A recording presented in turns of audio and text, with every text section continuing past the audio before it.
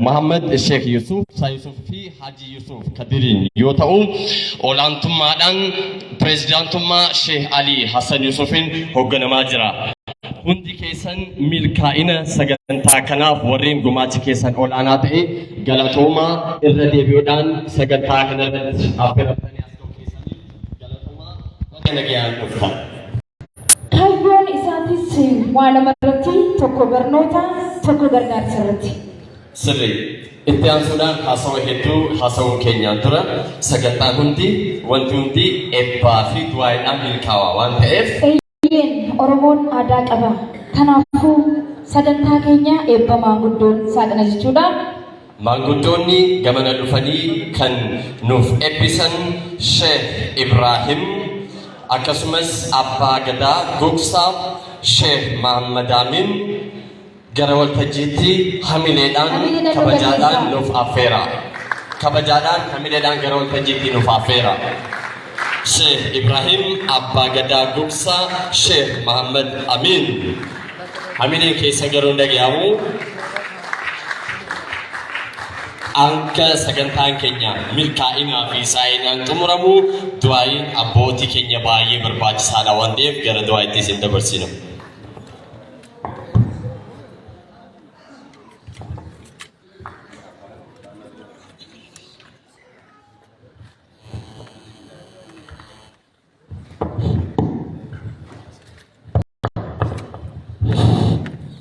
Bismillahirrahmanirrahim. Assalamualaikum warahmatullahi wabarakatuh.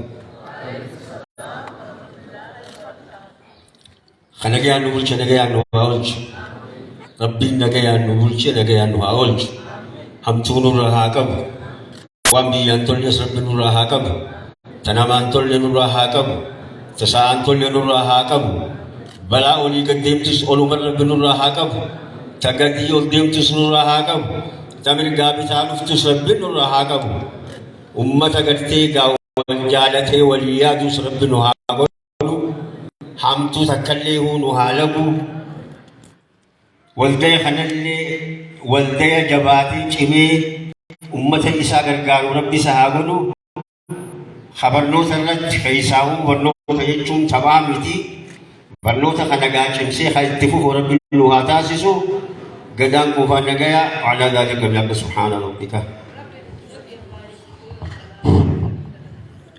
بسم الله الرحمن الرحيم الحمد لله رب العالمين الصلاة والسلام على أشرف الأنبياء والمرسلين سيدنا محمد وعلى آله وصحبه أجمعين أما بعد السلام عليكم ورحمة الله وبركاته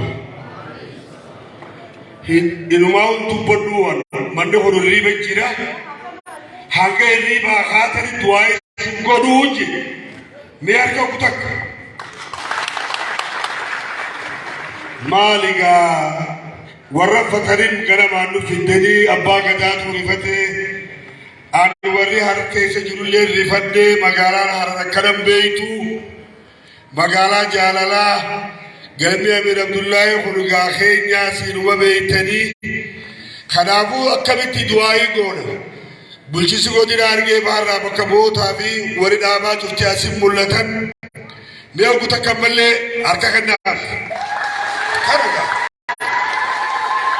يوم نجيل هذا دعاء مالغورة ولا برا ولا يبينا ولا يبينا أكاسي غابرو ميديا ونكاسي ورامو جمجو دبنا في ملء هنار ناس هنامي هنار برو راغم آمين جيجا آميني يو سجلة منا كنا قوف تبلي دعاء يقولون ورامين جورب سناقول آمين ورامين جورب سناقول آمين دوران دوسرة كم جبتو تكى جورب كودينار كي بار نادو فنيفي ورنا نو تيجا أكسب كيسمون تيجا وري آلو ترانو فتن دعاء تيجا نجلا آمين جتوم بغير بريغان سفيد آمين آمين نمولا بيجتن آمين ويتامين نغير بيرو هاقولو والده تيجا كنا خنورو بوريسا كندا بيا كبدي دي كبدي نوكورو يا فكات كبدي نوكورو يا فكات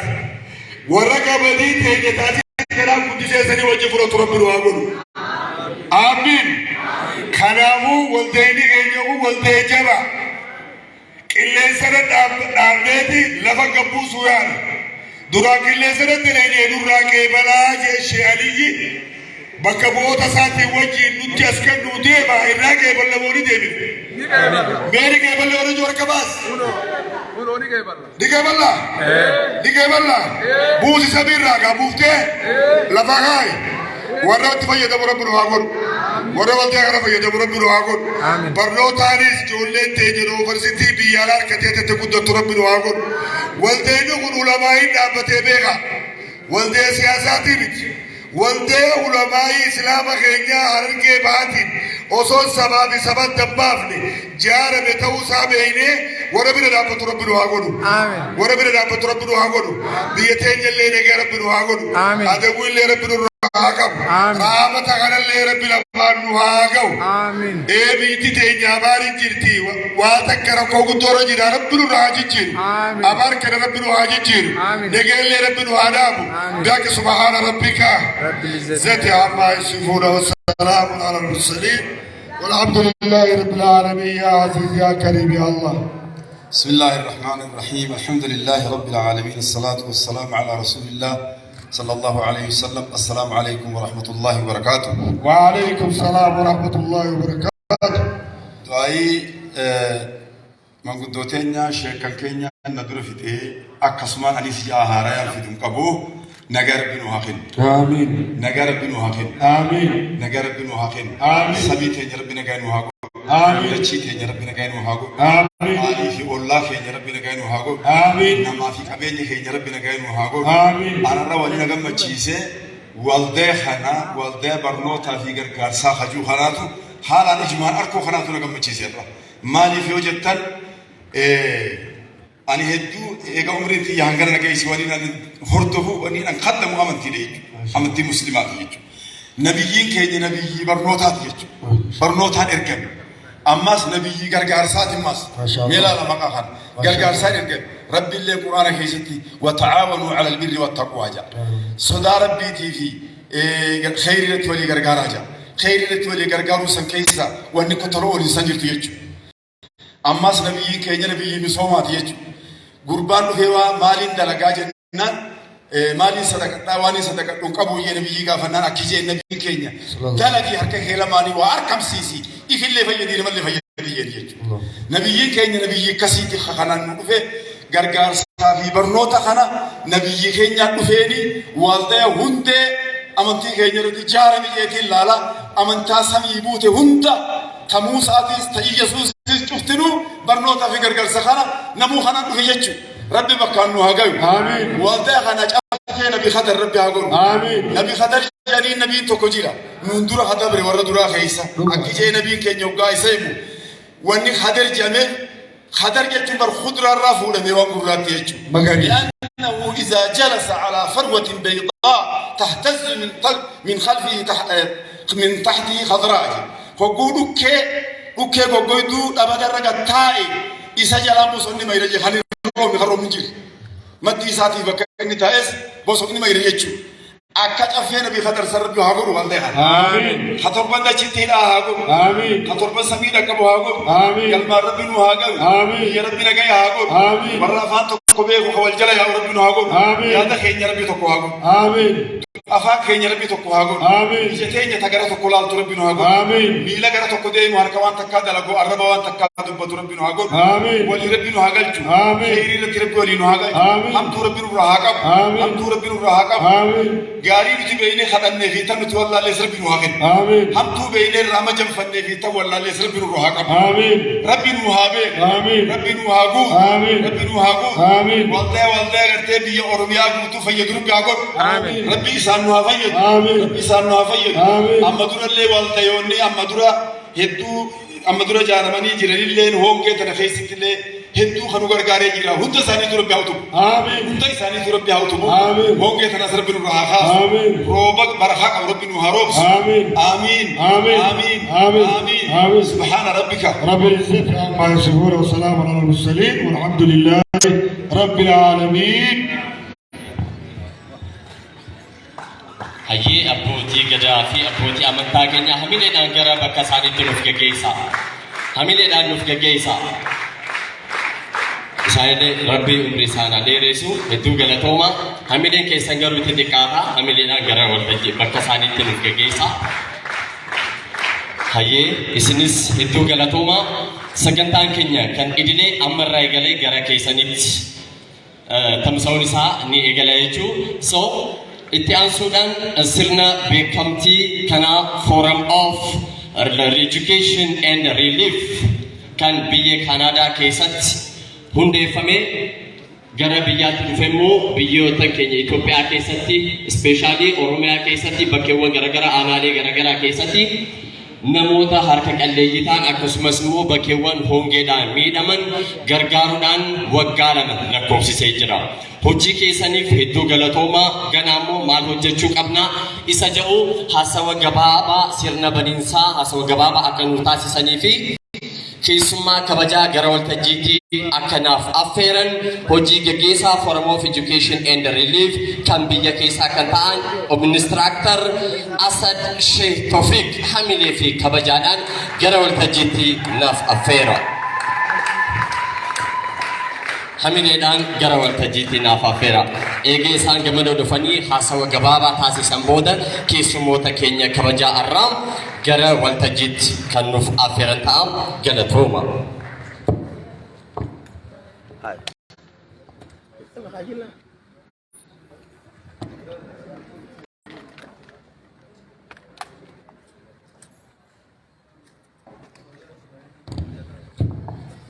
Hanga hojii gaggeessaan keenya hojii isaanii gara keessanitti tamsaasu hanga eegalan hanga tokko hanga xiqqaa waa'ee waldaa kana dubbachuudhaaf yaala. Waldayni Forum of Education and Relief kan biyya keessaa roga barnootaa fi gargaarsa hawaasa isaa tajaajiluuf kan hundaa'e yoo ta'u kanneen keessaa immoo manneen barnootaa fi masjidoota naannoo fagootti jiran hojjechuu akkasumas immoo ijaaruu dubartoota abbaan manaa irraa du'e akkasumas immoo daa'imman haadhaa fi abbaa hin qabne yookaan immoo yatiima ta'an gargaaru namoota qaama miidhamtoota ta'an gargaaru akkasumas immoo sadarkaa barnoota carraa barnoota isaaniif mijeessu hedduu keessaa isaan gabaaboota. Mee al tokko waldaa kanaaf warra waldaa kana ifoomsee fi warra waldaa kana ijaare hunda isaaniitti foo al tokko naa galatoomfadha. Hamileedhaan harka keessaniin galata naaf galcha. Itti aansuudhaan sagantaan keenya kan idilee haasawaan kan eegalu ta'a. Turtiin keessan waliin haa ta'u, turtii gaasiiniif haa ta'u.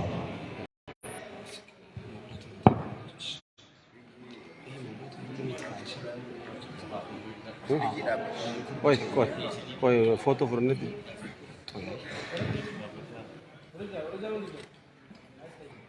Just Koy dura foto አንድ ጊዜ መምረጥ አትፈልጉ foto ከፍነት ጭላፍ ነው ችግር የለም። አይ ከዛ በኋላም ስለሚቀር መምረጡን በቃ ይጥፋ።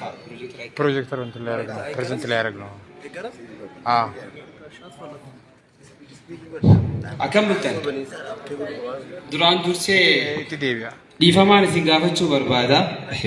Wanni bayin nama beektu jaani wanni nuuf haaraya nutti orraatee keessummoota godinaa dhuftan aanaaleerraa akkasumas abbootii amantaa abbootii gadaa hundi keessanu orraafannee sa'a kana lafarra dheeressuu keenyaaf dhiifamaan isin gaafachuu barbaada jechuudha maqaa dhaabbata waldaa barnootaa fi gargaarsaatiin.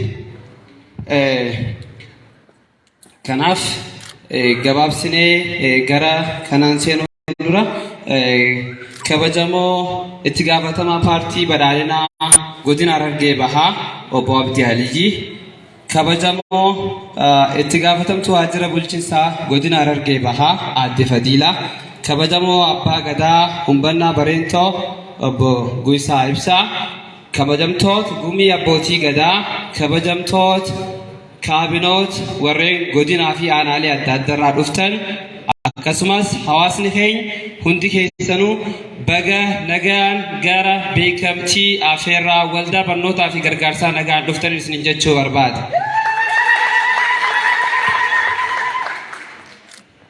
Itti dabaluudhaan an dur madraka akkanaa walalooniin ol baha ati suutuma jaaniita qillee miilaan deemti arra haasawu godhuufin ol bahe na wajjiin itti fufaan isin jechuu barbaada. Barsiisaan hojii isaa keessatti shookiin dhabu ati gaa'eega zamanni jijjiirame slaayidiin dhabu akkasumas maarkeran dhabu xiqish duraan ijoollee qofaan barsiisaa irra nama gurguddaas barsiisuuf hin deema fakkaatti obsaan na hordofaan isin jechuu barbaade.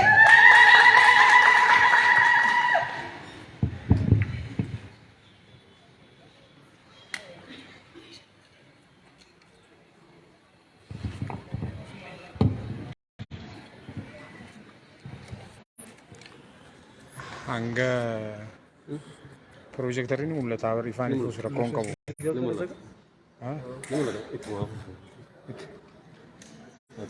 ifaan ifus ni mul'ata projektarri asad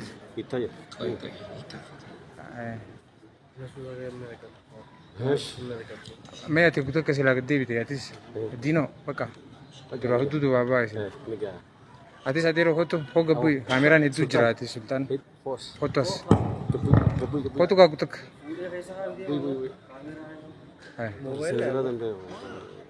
keenanya አይደለም እንዴ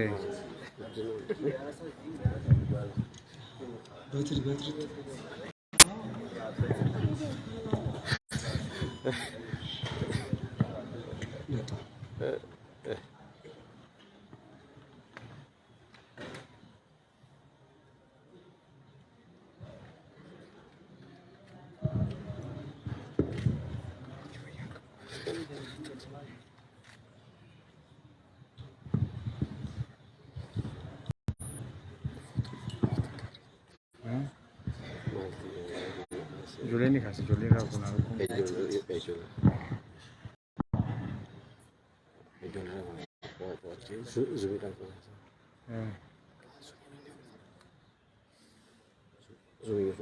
Zoom ini sana.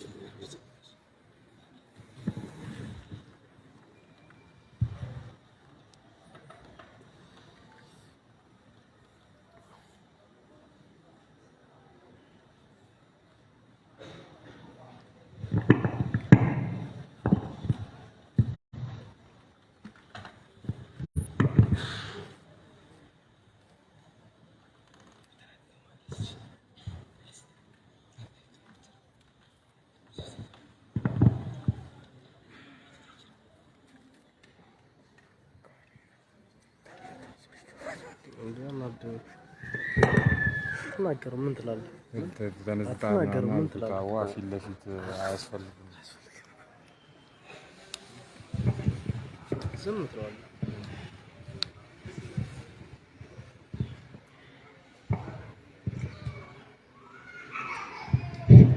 Okay.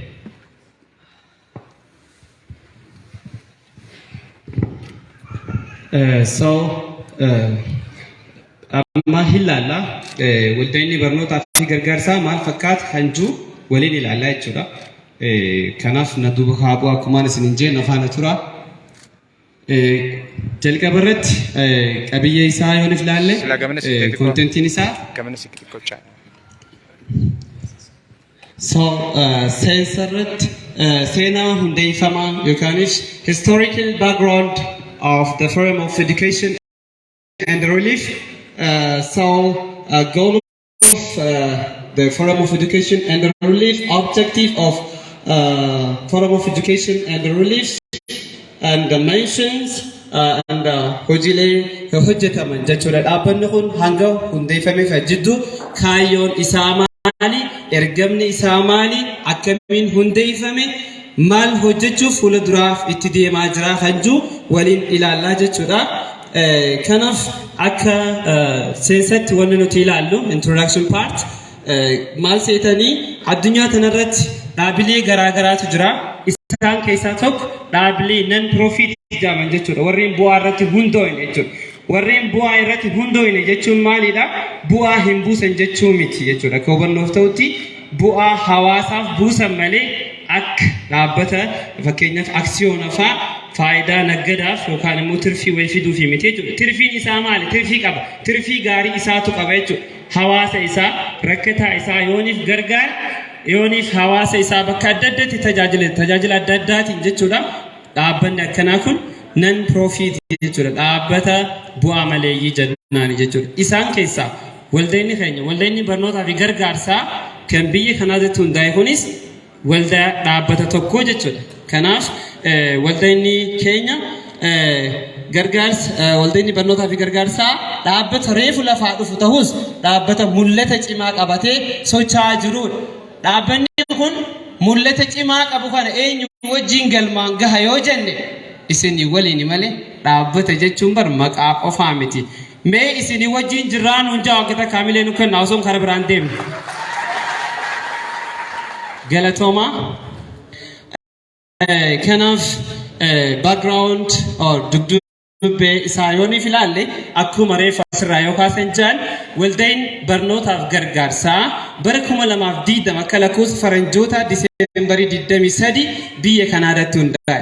Biyya Kanaadaatti haa hundaa'u malee yaadni kun eessarraa walitti qabamee dhufe yoo jenne beektota biyyoota adda addaa keessa jiraatan ardiilee adda addaa keessa jiraatan irraa fakkeenyaaf biyya Awustiraaliyaa, biyya Swiidin, biyya Afrikaa Kibbaa, biyya Saudi Arabiyaa fi biyyoota Afrikaa garaagaraa keessatti namoota walitti jiranii yaadni walitti cuunfameeti hayyamni waldaa tokko yoo fuudhamu namoota naannoo tokko jiruun fuudhama jechuudha.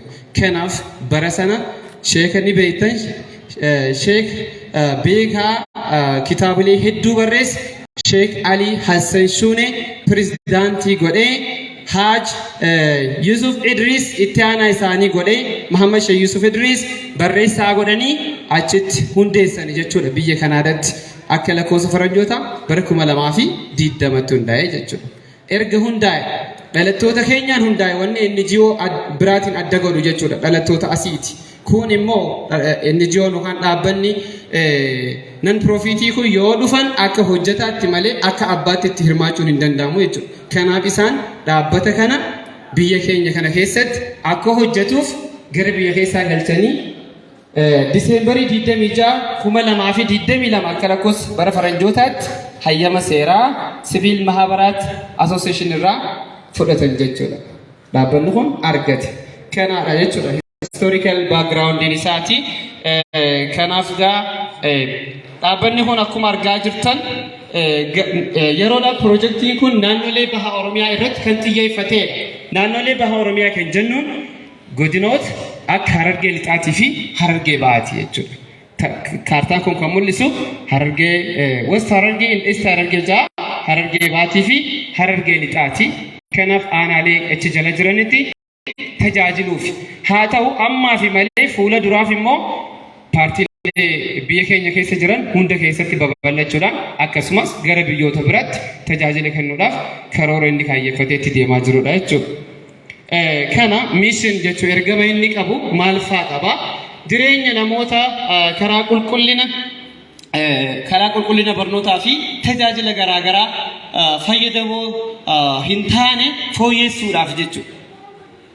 Namoota carraa hin qabne jechuudha. Carraa hin qabne yoo jennu isiniif ifa jeetii yaada diinagdeedhaan namni wal qixaa miti.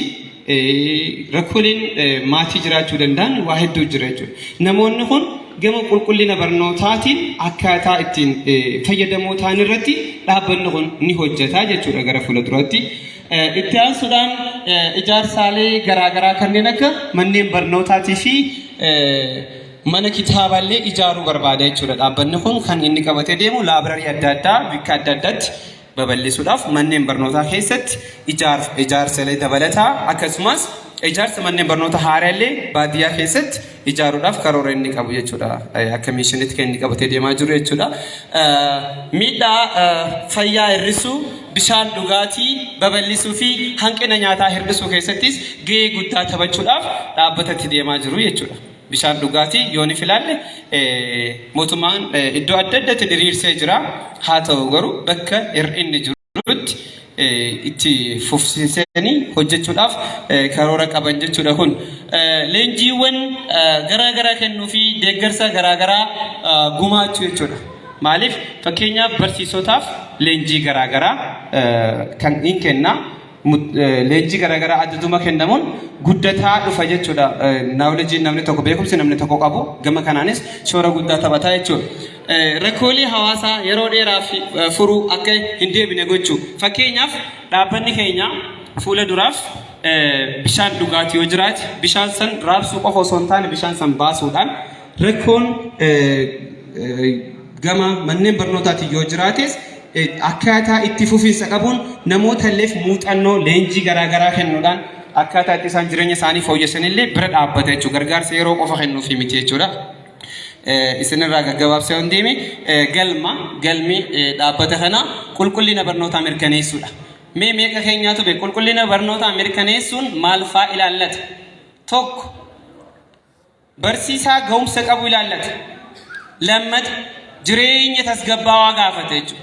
Maatiin tokko keessa yooniif jireenya tasgabbaawaan hin jiraanne yoo wanni isaan kun diinagdeen if hin dandeenye wanni kun qulqullinni barnootaa hin jiraatu. Meeshaalee barnootaa kanneen akka boordii, kanneen akka chookii, kanneen akka kitaabaa, laabireerii itti maree fijan wantoota ulaagaalee kanneen hunda guuttateeti qulqullina barnootaa jenna jechuudha. Bishaan dhugaatii wantoota akkanaa kan hunda waan itti hojjetaniif qulqullina barnootaa bira dhaabbata jechuudha. Gama biraatiin adeemsa baruu fi barsiisuu fooyya'aa uumuudha. Barsiisaan tokko yooniif if dubbisee akka gaariitti if cimsuu baate barumsi inni kennu sun gahaa ta'uu dhabuu danda'a jechuudha. Kanaaf leenjii isaaf manaajimentii manneen barnootaa akkasumas hawaasaaf hubannoo kennu jechuudha. Hawaasni hubannoo barumsaa qabaachuu qaba. Yoo hubannoo barumsaa hin qabaanne wanni qulqullina barnootaa irraa haasofnu hin jiru jechuudha. Kanaaf namni hundi carraa barnootaa walqixa akka argatu taasisuudha. Kana jechuun ijoollee yuunifoormii hin qabne yuunifoormii bituu fi akka karooratti gara barattoota 4,000 jechuudha yuunifoormii bitee fi akkasumas dabtaraalee wantoota isaan barbaachisan jechuudha meeshaalee biraallee guutuudhaaf karoora inni itti deemu jiru. Aanaalee garaagaraa godinoota lamaan kana keessatti filatee jechuudha. Kabira namoota harka qalleeyyii gargaaru jechuudha. Namoota harka qalleeyyii abbaas yoo qaban yookaan immoo nama qaama miidhamaa yoo ta'e kana jechuudha. Kanaaf kaayyoon yookaan objektiiviin roga barnootaatiin dhaabbanni kun qabu akkuma amma jennee barattoota harka qalleeyyii gargaaruudhaan akka isaan barumsa isaanii haala gaariidhaan baratan taasisu manneen barnootaa keessatti akka barnoonni qulqullinaa lammiileedhaaf kennamu hitaassa. Lammiileedhaaf qulqullina jechuun akkumaan jedhee wantoonni bu'uura jireenyaa hundi mana barumsaa san keessatti yoo hin jiraanne isa san kennuudhaan jechuudha. Kabira kanneen akka kompiitaroota laabireerii keessatti barattoonni qabatamaadhaan akka wantoota akka hojjetaniif laaboraatoorii garaagaraa hin jiran kanneen kompiitaraan alaatis isa san guutuudhaan jechuudha. Manneen dhoqqeedhaan ijaaraman haga dandeetti fuula duraaf dhaabbanni kun gama mana ammayyaa yookaan simintoodhaan ijaarame farniicharii guutuudhaa wajjin irratti hojjechuudhaaf karoorfamee kan deemaa jiru jechuudha. Isaan kun wantoota qulqullina barnootaa mirkaneessanii leenjii garaagaraa akkuma jenne irra deddeebitaatii meeshaaleedha. Rakkoolee nyaataa meebii yoo jiraate kanneenis irratti hojjechaa deema. Hirmaannaa dubartootaa cimsuu keessattis qooda guddaa taphata jechuudha dhaabbanni keenya kun jechuun fuula duraaf lafa magariisa manneen barnootaa keessatti daa'imman ofitti harkisanii hawwataa tahanii akka gara mana barumsaa deemanillee green area yookaan magariisa lafa magariisa illee manneen barnootaa keessatti hojjechuudhaaf akka kaayyoo dhaabbata kanaati jechuudha. Kanaaf kaayyoo gama gargaarsaatiin daa'imman abbaa hin qabne yookaan abbaa fi haadha hin qabne yatiima isaanillee gargaaruudhaaf kan itti deemamaa jiru jechuudha. Yookaan immoo haadha manaa abbaan manaa irraa du'ee daa'imman san guddisuuf rakkatullee ni gargaara. Namoota qaamaa miidhamoo ta'an yookaan hanqina qaamaa hir'uu ta'an jechuudha. Isaan illee gargaaruudhaaf itti deemamaa jira jechuudha. Kunillee kaayyoo isaati. Naannoo namoota umriidhaan dullooman jechuudha yookaan umriidhaan turan kan nama gargaaru hin qabne illee gargaaruu keessatti gahee guddaa ni taphata jechuudha. Dhaabbanni kun bishaan dhugaatii baasuu akkasumas dhaabbilee mootummaa fi siviilii biraa waliin hojjechuudhaan wantoota armaa olitti jenne kan akka haasawaa qofa taatee nafne hojiitti akka hiikamuufis ni hojjenna jechuudha. Dhaabbanni keenya hin hojjeta. Kanaaf egaa amma kan erga jenne booda maal hojjete kajuu dhaabbanni keenya marsaa sadiin gargaarsa kennee jira. Gargaarsa marsaa jalqabaa 250 akka maallaqatti gargaarsa aanaa mayyuu gola odaa fi qumbii gargaaree jira jechuudha dhaabbanni keenya. Gama biraatiin yeroo soomaa namoonni biyya alaa jiran yeroo isaan itti fixrii baasanillee sanillee gama isaatiin dhufe 80 hawaasa burqaatiif magaalaa burqaatiif naannoo isaa gahee jira jechuudha. Marsaa lammaffaadhaan biyya Ameerikaa kaabaarraa maallaqa dhufe 500 fi 19 hawaasa bira midhaan nyaataa bitee aanaalee golodaatii fi aanaa qumbii gargaaree jira jechuudha. Bakka akka magaalaa Minoo, Hariiroo, Araddaa gaara gaafaa fi akkasumas coopii mi'aawaa gargaaramanii jiran jechuudha. Bara kana keessa yeroo sadaffaaf immoo biyya Saudi Arabiyaa irraa 800 fi 55 fi 9,000 akkasumas biyya Afrikaa kibbaa irraa 100 fi 50 akkasumas biyya walumaa gala jechuudha. Namootan irraa kan guurame 100 fi 70 takkaa fi 100 takka waliigala miiliyoona takkaa fi 100 takkaa fi 77 walitti qabuudhaan gargaaree jira. Kanaaf walumaa gala marsaa tokkoffaa 250 marsaa lammaffaa 500 fi 19 marsaa sadaffaa miiliyoona takkaa fi 100 takkaa 77 fi 100 takka 70 takkaa fi 100 takka waliigal miiliyoona takkaa fi 26 hawaasa keenya marsaa sadiin dhaabbanni kun gargaaree jira jechuudha.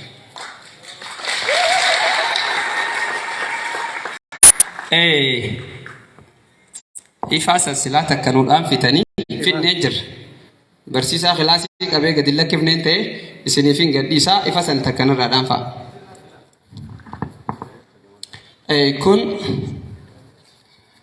Kuni iddoo mul'atu just makiinaa midhaan fe'ee karaa aanaalee amma jennee kana deemaa jiru jechuudha. Yeroon teknooloojiidha qabatamaa yoo finne haasawaa taatee arti kanaan jennee fi itti fide. Kunis gaafa aanaa Goloodaa magaalaa Burqaatti obbo Saffaadha. Isin warri beektan kamaddii kun aanaa akkasitti midhaan gaafa hawaasa biraan geenyu jechuudha. Kunneen makiinaa histoora Burqaatti buusuudhaaf makiinaa 4 gargaarsa marsaa sadaffaa yoo dhaabbataa turte mul'isa. Kun midhaan histooraatti wali guurree jechuudha. Nama kana namni Goloodaa dhaqee beekaa namni kun namootan gargaarre keessaa nama tokko jechuudha. Qaamaa hirruudha. Namoota akkanarratti dhaabbanni keenya akka fuulduras hojjetu waan dandeenyu ni goone jechuudha. Kan biraa kunis midhaan lafa keenyee hiraa turre kun akkasitti halkan yeroo waajjira godinaa duratti as dhufnee deemnudha. Kunis midhaan lafatti magaalaa Burqaa qabalee keessa qabalee magaalaa Burqaatti hedduun mul'atu ifaan waan baay'atuuf kunis makiinuma sanii kunis gaafa deemaa jirru kun amma gaara gaafaati jechuudha. Gaara gaafaa hoggaa achitti midhaan geessinu jechuudha. Kanaaf xumureetiin jira. Dheerachuu kiyyaaf noof kolchaa isiniin jechaa irra deebi'ee baga nagaan dhuftan baga guyyaa har'allee nu ga'ee jechaa galatooma.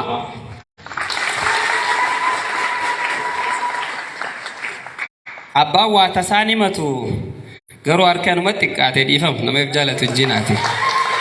Ayyee itti fufuudhaan erga kana jenne waldaa keenya itti gaafatamtuun waajjira bulchiinsaa godina Harargee Bahaa adde Fadilaan dhufanii haasawa nuuf taasisanii gama madirakatti akkanaaf simatanii isin afeera.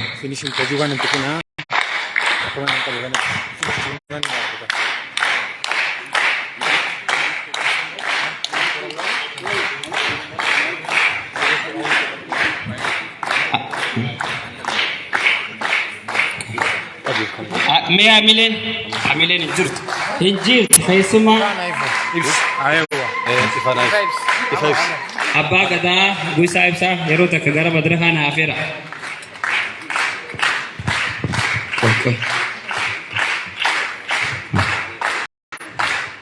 Sitti hawwisa. Mee amileen amaanaan nu kenname dhaabbanni kun nutis amaanaa namatti kennina maaree walumaan qabaannaa. Kanaaf abbaa gadaa Guuyisaa Ibsaa tiishertii waldaa barnootaa fi gargaarsaa kabajaadhaan adde Fadiilaadhaaf akka nuuf kennu hadaraadha jechuudha. Wanni kun hadaraa amaanaadha jechuudha. Amaanaa Sheekh Ali Hassan Shuunee faana kennan nutiis kophaa teenya hin hafnuuni isaanii waliin qooddanne jechuudha. Hamileen hin jiru.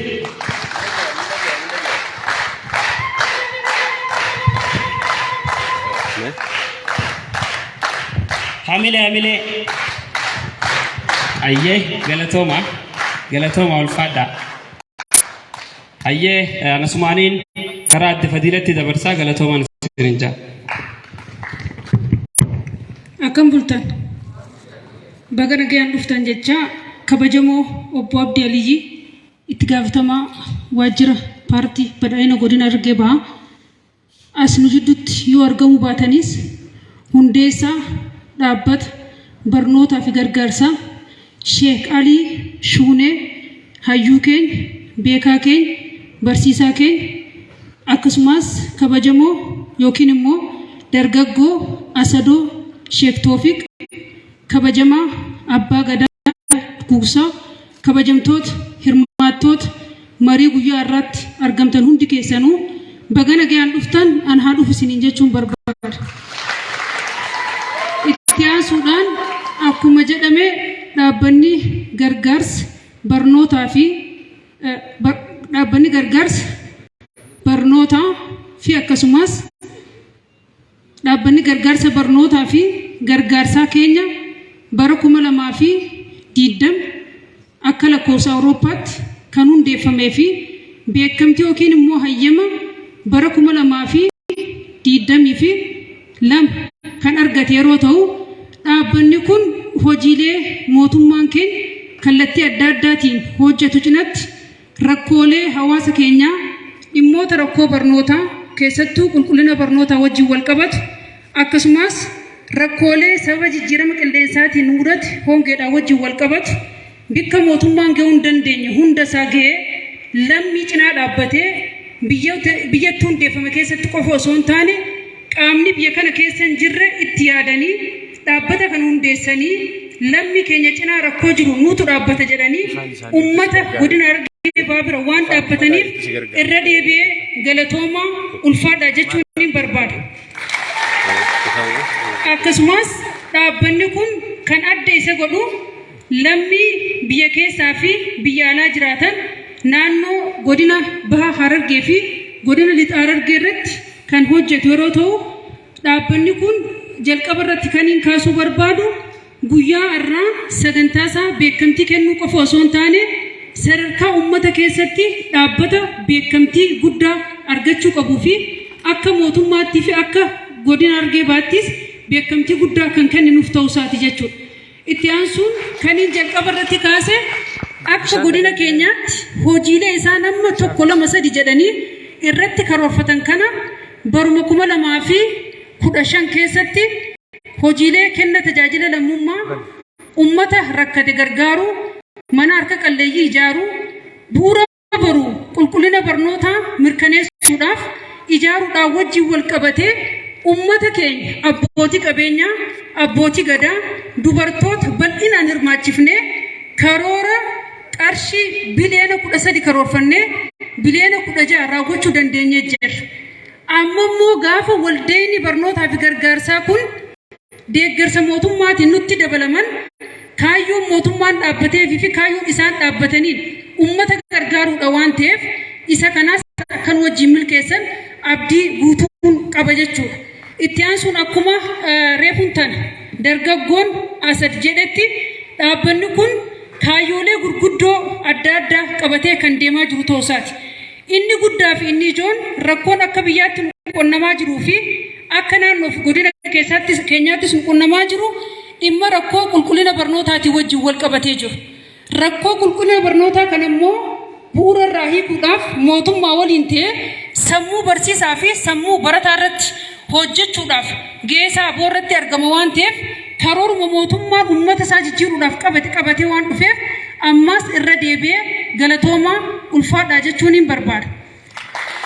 Lammaffaa irratti immoo akkuma beekamu waggaa 3 itti fufiinsaan rakkoo hanqina jijjiirama qilleensaatiin wajjin wal qabatee iddoo aanaalee gammoojjii isaan filatan irratti rakkoon tokko tokko kan hongeedhaa wajjin wal qabatu mul'ateeti kan jiru.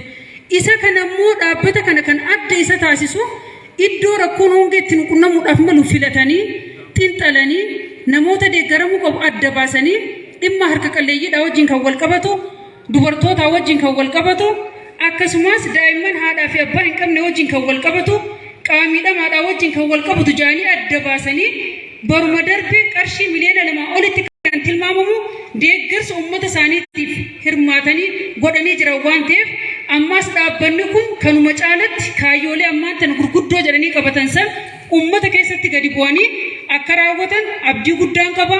Nus akka mootummaatti dhaabbata kana cinaa dhaabbannee kan ittiin deemnu ta'a. Xumura irratti immoo uummanni keenya kan biyya alaa jiraattan kan biyya keessa jiraattan dhaabbata barnootaa fi gargaarsaa kanarraa fudhattanii muuxannoo isaa namni dursa waan qabuun uummata isaa gargaara.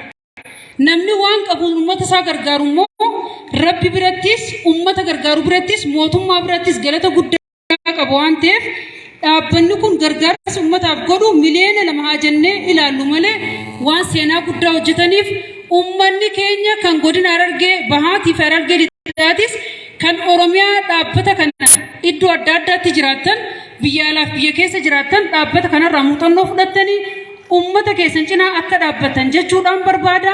Xumura irratti itti gaafatamaan waajjira paartii badhaadhina obbo Abdii Aliyyi garana baanii ergaa fi kallattii akka nuuf ka'an garanatti naafeera galatoomaa ulfaadha.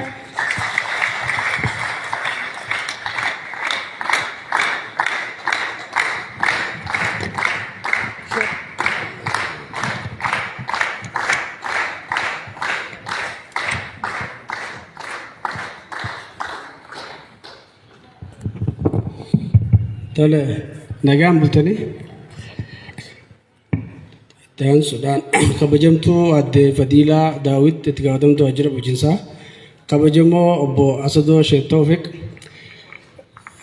hundeessaa koree fi koree Oromiyaa keessaa koree Oromiyaa kan waldaa barnoota fi gargaarsaa kabajamoo obbo Abbaa Gadaa abbootii amantaa kabajamtoota dubartootaa fi hirmaattota ulamaa'ota godina Harargee Bahaa hunda keessaa guyyaa har'aa asitti argamtan baga nagaan dhuftan anaa dhufuun isin jechuu barbaada.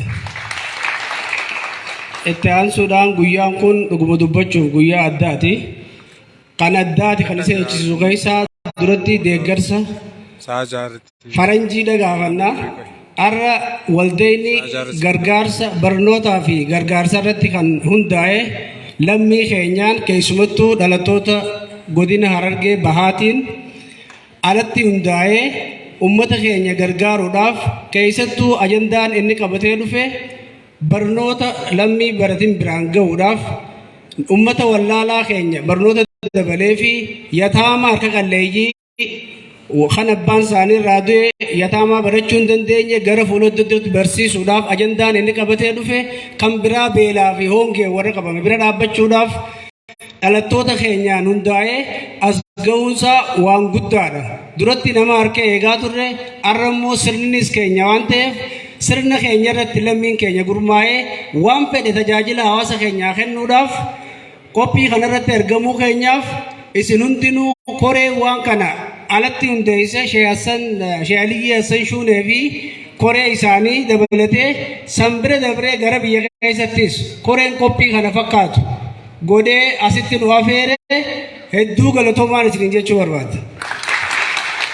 Maaliif dhuguma dubbachuuf namni akka biyyatti rakkoon nageenyaa waggootan dabre keessa dabarree fi qormaata keessa dabarre yoo fudhannee kalaallu ta'e namni biyya alaatti yeroo dhufe ni shakkama. Maaliin deema maaltu duuba jira kanaan ilaalama jechuudha.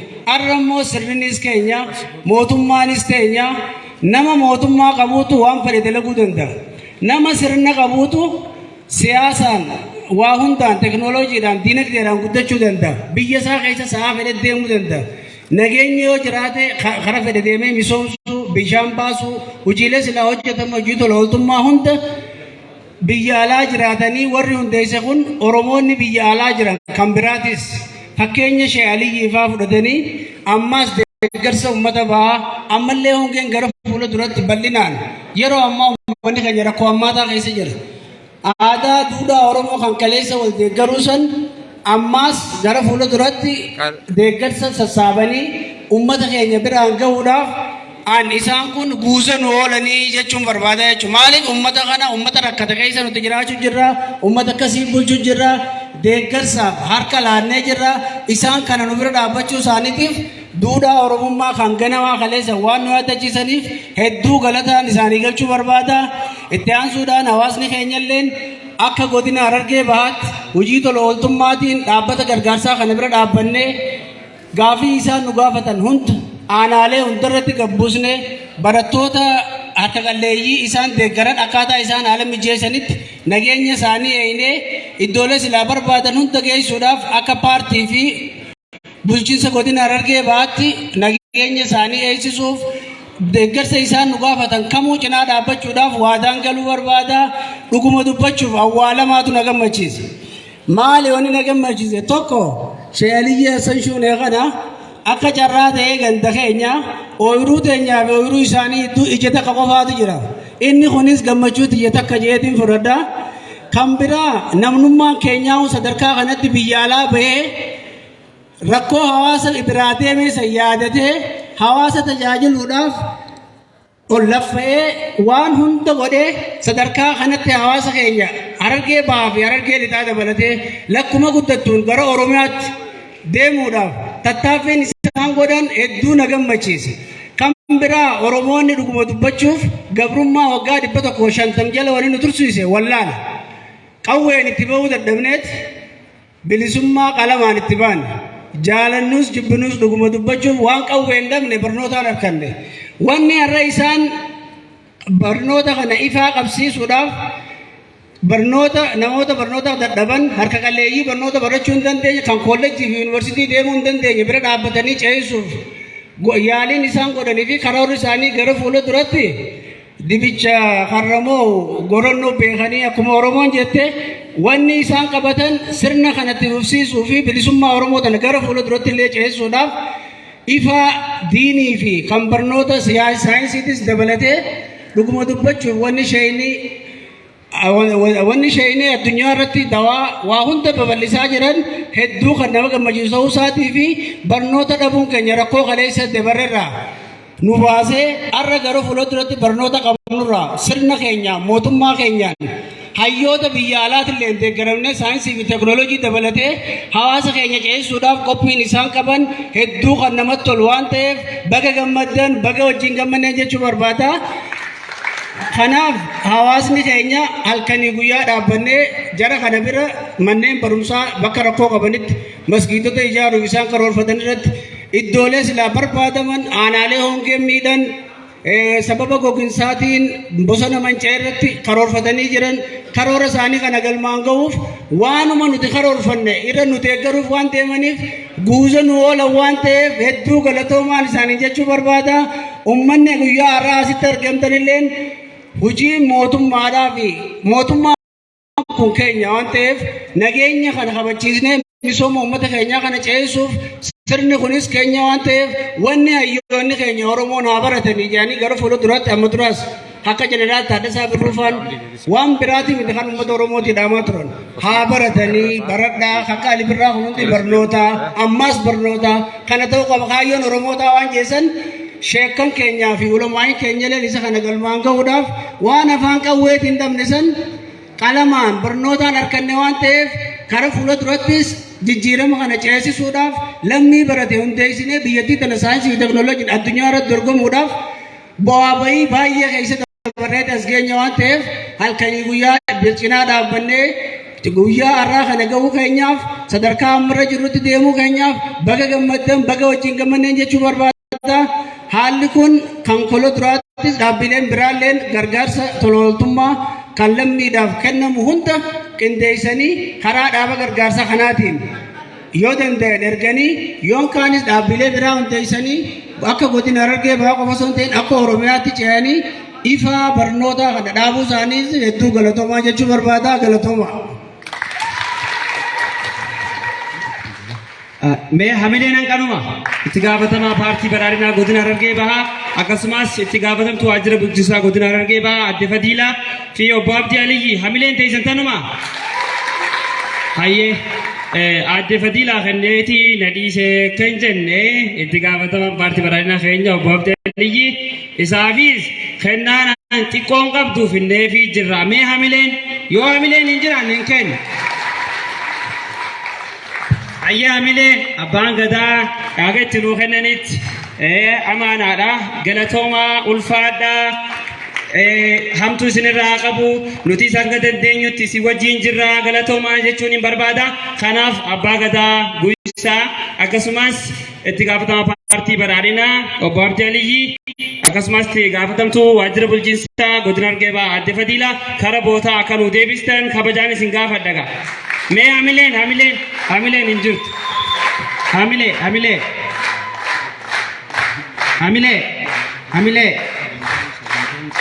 Ayyee amma garas deebisuu dura abbootii keenya abbaa keenya akka Abdurrahman Abrahiim yookaan Abdurrahman Dirree akkasumas abbaa Abdurrazaaq Jaalee Dr. Abd Haramaa Yuunivarsiitii irraa keessumoonni keenya doktoroonni keenya hayyoonni keenya warreen keessa jirtan hundinuu baga nagayaan dhuftaniin isiniin jechuu barbaada. Gamanumaaniin gama abbaa sagantatti deebisaa galatoomaa ulfaadha.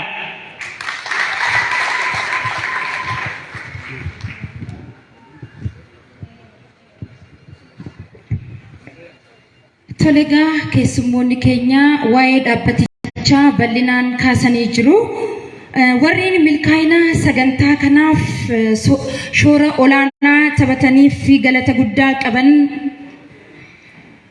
Yuunivarsiitii Haramayaa fi Kolleejii Fayyaa Meedikaal Saayinsii akkasumas Hospitaala Hiwoot Faanaa keessattuu Dooktar Abdii Amiin guddaa galateeffannaa nuuf galateeffadhaame. Tole dhaabbanni waldaa barnootaa fi deeggarsaa gama barnootaatiin mana barnoota lamaaf badhaasa qopheessee jira. Kamtu badhaafamaa isa kan wajjin laallu ta'a. Akkasumas barattoota shamarranii fi kutaa 12ffaa irratti qabxii olaanaa warra galmeessanii fi barattoota saayinsii hawaasaa keessaas nam tokko horsiisee bulaarraayis waajjira barnootarraayis nam tokko badhaasuuf warreen badhaafaman warreen kaadhimaman eenyu laata jenneeti. Egaa gama booda kan itti deebinu ta'a. Kanatti aansee waa'ee sagantaa kanaa waa'ee dhaabbatichaa ilaalchisee walaloo bareedaa tokkotu isiniif dhiyaata. Walaloo kana kan isiniif dhiyeessu obbo Abrahiim Saanii kara waltajjiitti afeerraa turtii gaarii isiniif haa ta'u.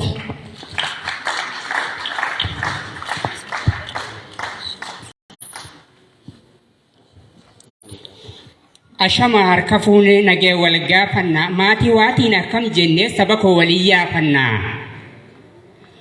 Guyyaan har'aa kun guyyaa gammachuuti ayyaana dhaabbataa sagantaa beekamtii san keessatti affeeramnee baga ijaan wal garree jaarmaa hayyootaa kun riqicha tokkummaan jaare.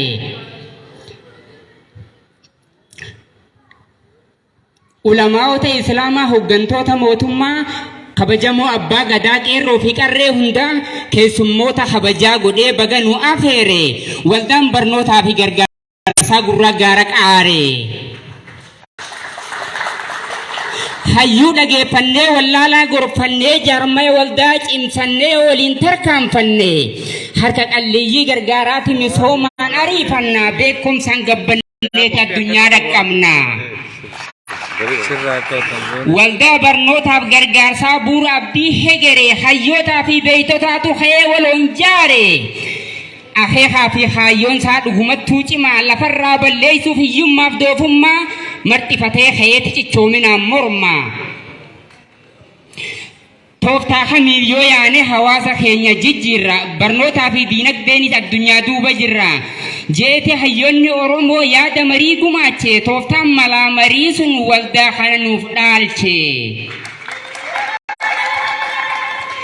galmi isaa bal'aadha da'oo gaafa rakkoo harka qalleeyyii gargaaruun beelaa dhiiga koo ka humna baratuun dhabeef riqichataaf hirkoo. Akeekni waldahichaa ka'umsisaa akkasitti hayyuulee barnootaa leekchara yuunivarsitii ulamaayii islaamaa beektota amantii barataaf qotataa hamma horsiisee bulatti hayyicha abbaa gadaa hanga bokkuu fi qondaalatti Oromoota keessaa fi alaan bu'urri gadhaabame waldaa barnootaa fi gargaarsaatiin maqaan isaa moggaafame.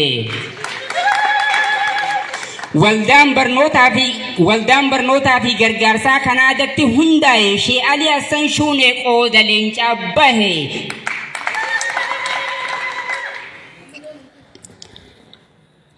Galanni isaanii dachaadha hayyoonni galawaadaa diinagdee keenya cibsuuf kutannoon isaanii adda. Warri qabeenya gumaachee sabaaf hundeessa waldaa Oromoo lammii keetirraa kabajaaf jaalala qabda. Dhaloota boruutiif ammoo galmee seenaa guddaa atumtuu itti galtee miseensa ta'uu qabda. Kan lammiin agabuu bula animaatiin quufee bula xiqqoon qaburraa gumaachee hiyyeessaaf laachuutu tola jedhanii hayyoonni keenya hiixatan hamma humna isaaniitti dubbiin kun siif haa galu salphaa sitti hin fakkaatini. Hayyuu Oromoo qaalii muftii addunyaa guutuu fayyaa namaa kan dhibee hedduu qoratu qorannoon adda baasee dhukkubsataaf qoricha laatu isa faatu waldaa kana jaare qabeenya isaatiin gargaaree galanni kee guddaadha Sheek Alii Hassan Shuunee umrii si haa dheeressu tokkummaan si eebbifne. Asadoo Sheettoo Leekchara yuunivarsitii bu'uuree isaa waldaa abbaa jaarmayaati. Saba isaa gargaaruuf hamma humna isaatti takkaa gadi hin teenye seenaan ragaa baati. Ibraahim Ahmad barsiisaa qaroo namaa hayyuu dubbii dachaa ogeessa abdatamaa sabni keessiin booneeraa guddoo galatooma. Ibraahim Saaniitii gaara mul'ataa goloodaadhaa ulfaadha.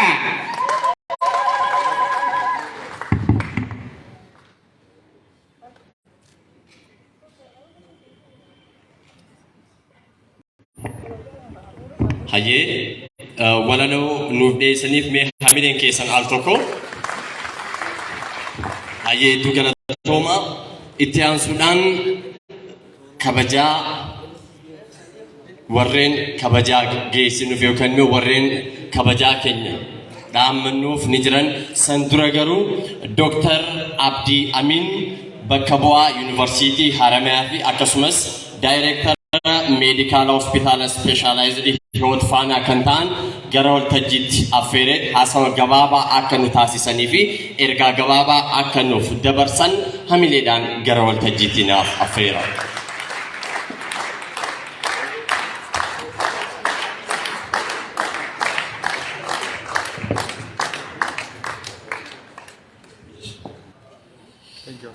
Akkam bultan kabajamtuu hooggantuu waajjira bulchiinsa godina Harargee Bahaa adde Fadilaa itti gaafatamaa waajjira paartii badhaadhina godina Harargee Bahaa obbo Abdii Alii abbaa gadaa abbaa keenya abbaa Gugsaa fi hoogganaa kabajamtoonni affeeramtan hundi abbootiin amantii hawaasni guutuun baga nagaan dhuftanii isin jecha akkuma tasaatti jedhamu wanta akan asirratti walitti jirre booda himanii amma an Dr. Abdiin Jaamaa ispeeshaalistii baqaqsanii yaaduutii fi hospitaala Haramaa yuunivarsiitii immoo daayireektara olaanaa tajaajila fayyaati. Dhugumatti waa'ee waldaa kanaa hogguun dhaga'ee hedduu maal naqabuu fedhe. Biyyoonni gurguddatan hundi warra ijaarame.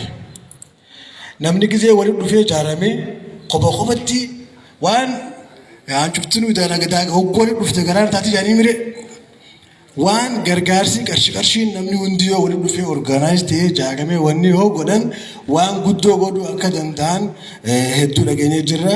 Warra waldaa kana dhaabe hunda rabbiin jazaa isaanii akka faluu fi keessaafuu nuti amma akka hospitaala Hiwoot Faanaatti waan arginu jira.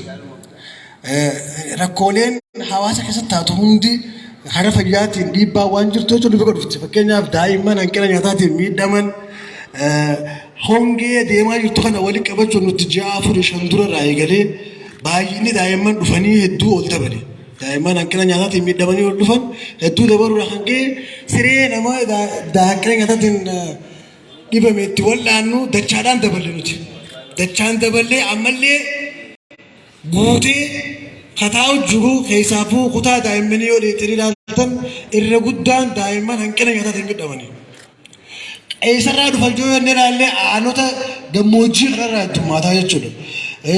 Wanni akka isin akka kaayyootti qabattan food security barnoonni yoo faamiliin nagaa qabaatee yoo rakkoo nyaataa jiraachuu baatte nama taa'ee baqaquu danda'a.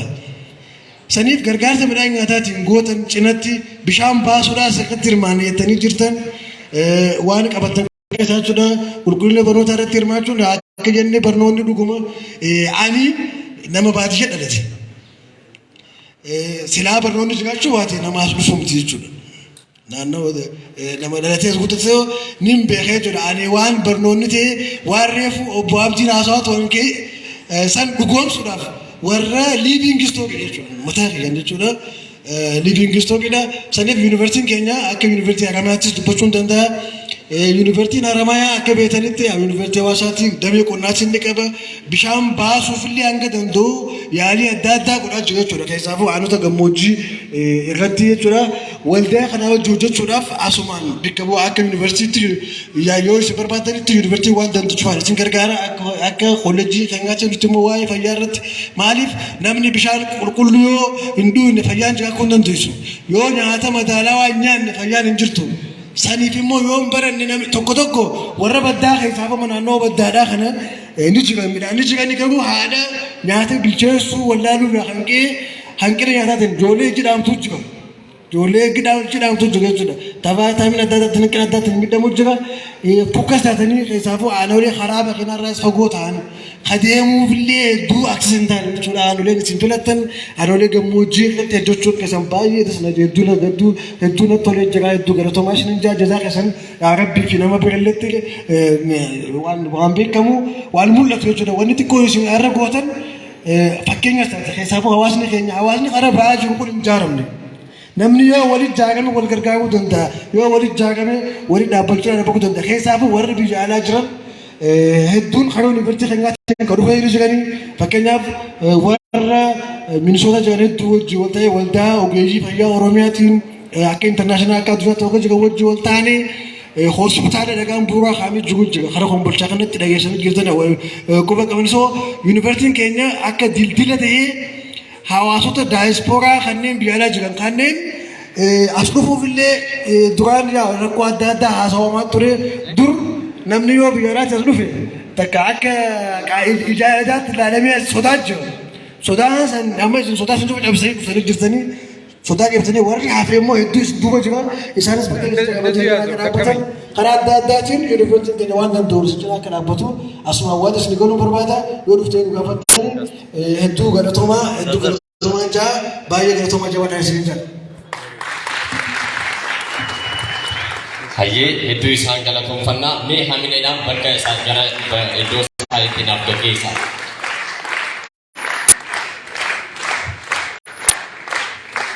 Hayyee hedduu galatoomaa isinis itti aansuudhaan abbaa gadaa gugsaa gara waltajjiitti isaan affeeree hasawa gabaabaa isaanis akka nuuf taasisan hamileedhaan gara waltajjiitti naaf affeera.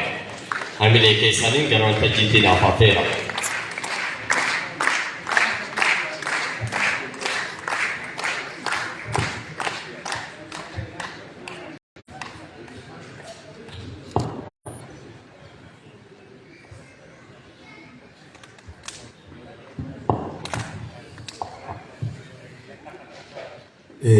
وهذا من الدروسي ربي قد في الجلسة جايشة الحمد لله رب العالمين ستي عن سنة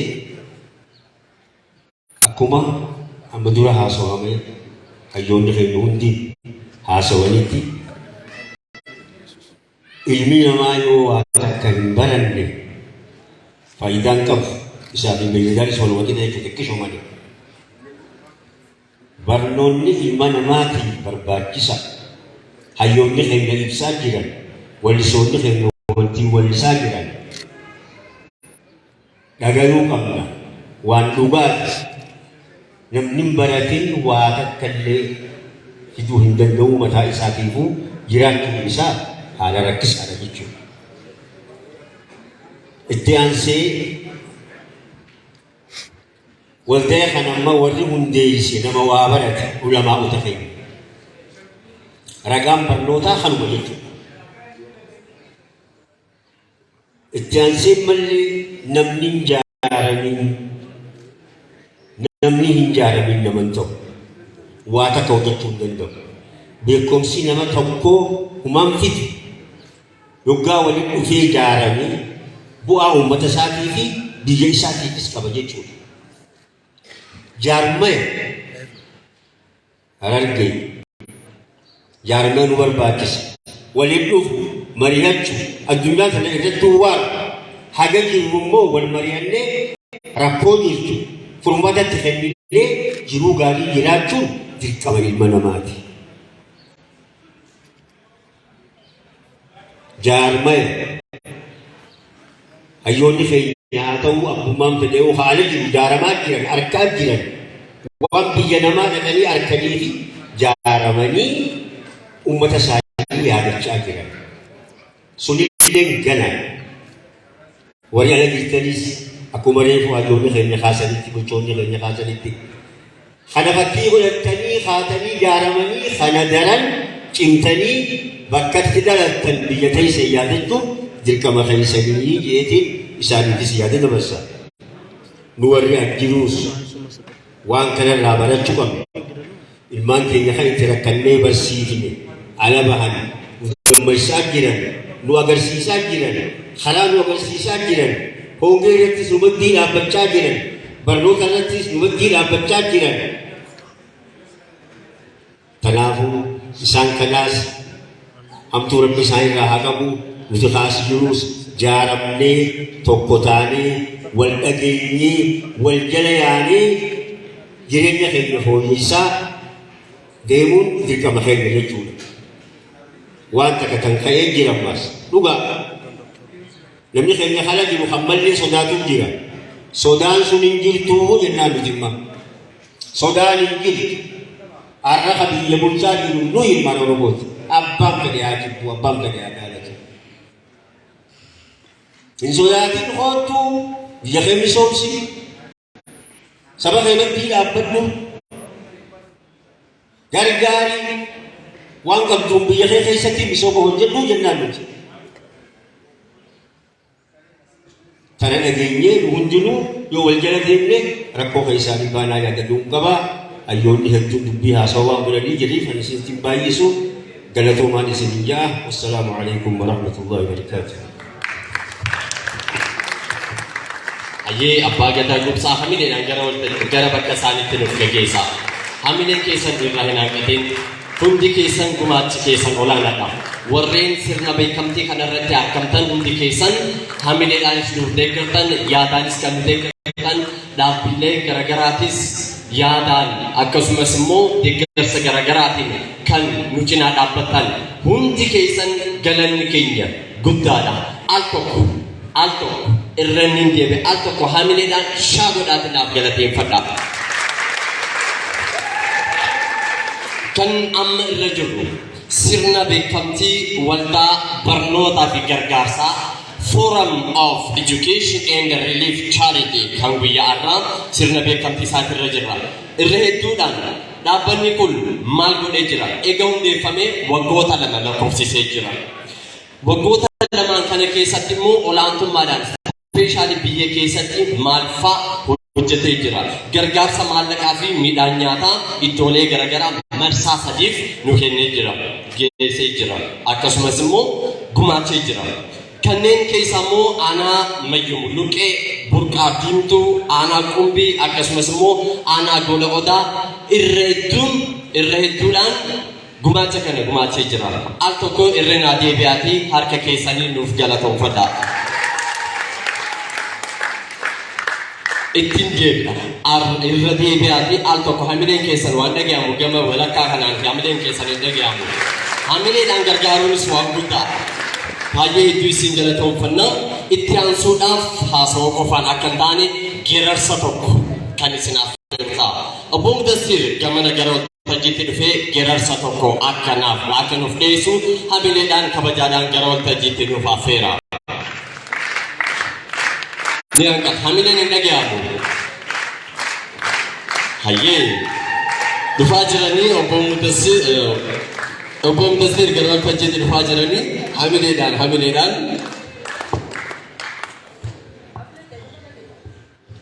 Akkam ooltan.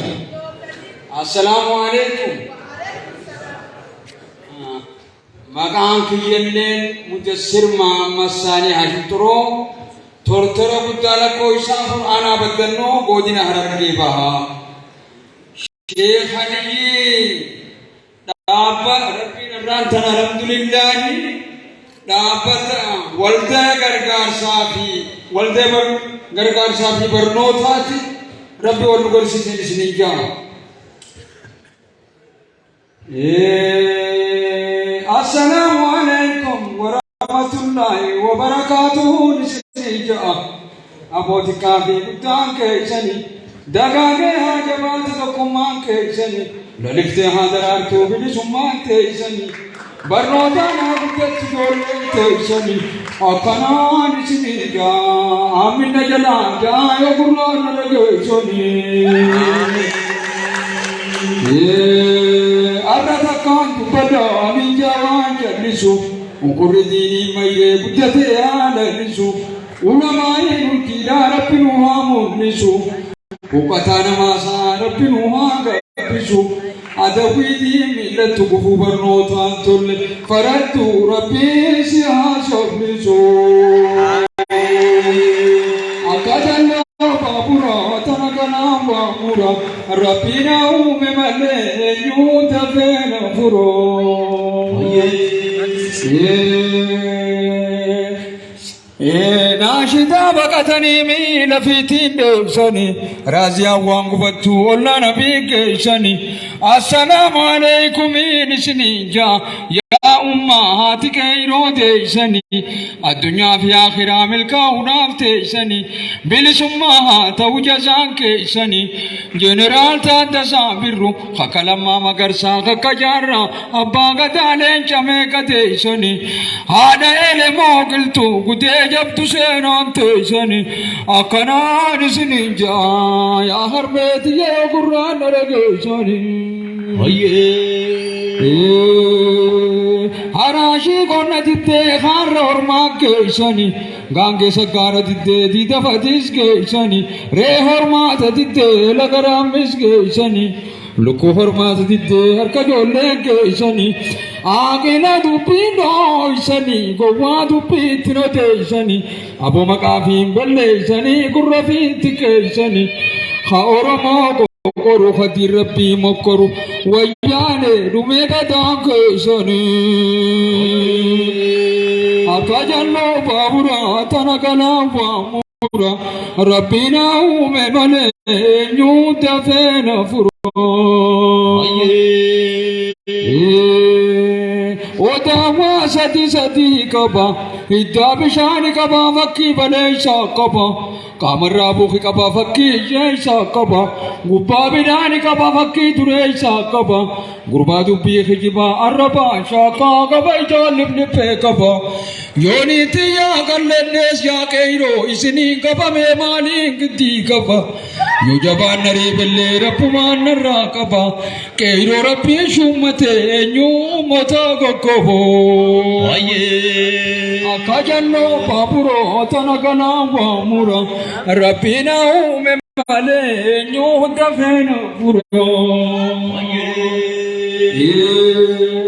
Isin qeyroodhaan miti adda tureedha maqaan keessanii mutannoo gaggaarii jirrannoo teessanii xaa'oo fayyadamaa dallatu giftuu teessanii beekoon bostii gosa gaanii kee oluu teessanii sagaraannee gosa daadaan itoo teessanii ubbaa sagaraa ittanii waa taraagaa teessanii saamunaan dhiqannaa jaaraka teessanii mi'a muguuma teessanaa اتباعي فيلانا دينا دبقان جولة كيساني ماذا فرات دينا كيلو تنجار بيجوني أكاد الله بابنا تنقلا وامورا ربينو بمعنى يوم دفن فرا نونا باخيا دينا مؤيش مخيا على في النيا خوخيا قالوا فيهم بنا بابوخيا يا جل بورنا برين تويسن شوفالا ميتيا أنا رمو كان في اللقونو شفتي بالي يوكيو أكاجنو بابورو تنقنا وامورا ربنا بملين دفنو فرو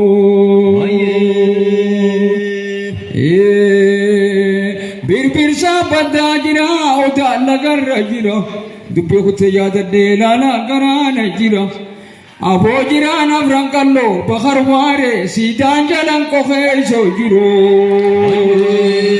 اكجلو بابنا تنغنا وامورا ربنا مملينو دفنا فرو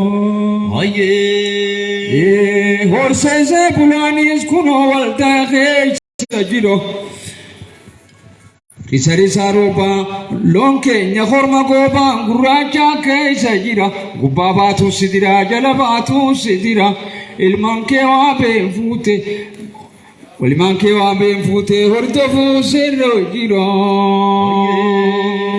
me kajallo babura tanagana wa mura rabina me male nyuda fena fura خالبتي قدم لي فانا بوتي تنيا بوتشي سني الرجيرو ولي قلت لما نبوتشي سني ابوكو كون انا جرتي وانجول كوكي سني ورمون قلت متي بيبا في رجرتي هدا في اجي جمال ابن الروري زوني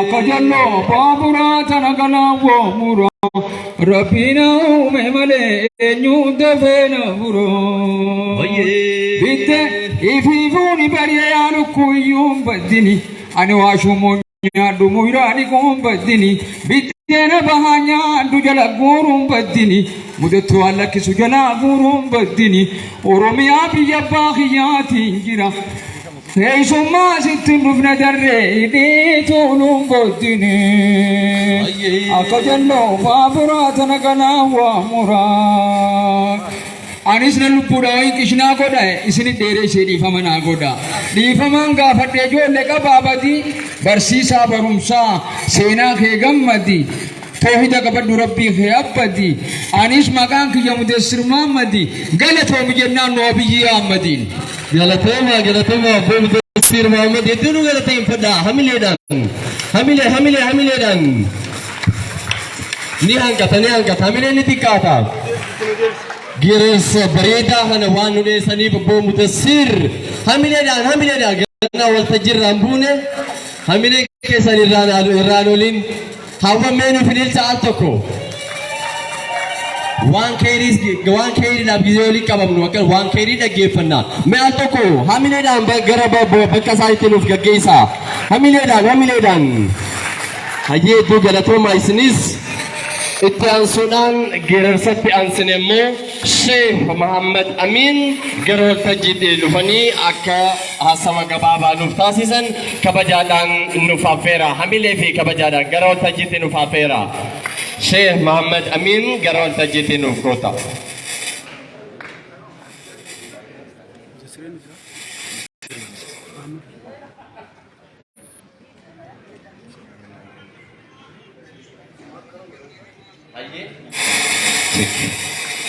Hangga Syekh Muhammad Amin Dewi Syekh Ibrahim Garol Tajiti selain dufan Syekh Ibrahim Garol Hayi Syekh Muhammad Amin dufan jalan nafakat Syekh Ibrahim Garol Tajiti nukut waluman duftanis nita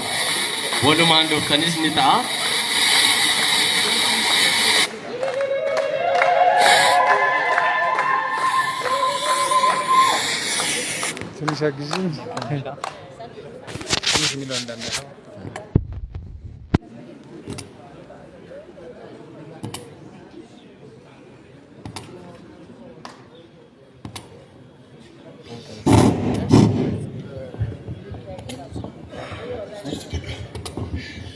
بسم الله الرحمن الرحيم الحمد لله رب العالمين وبه نستعين على امور الدنيا والدين وصلى الله على سيدنا محمد وعلى اله وصحبه اجمعين اما بعد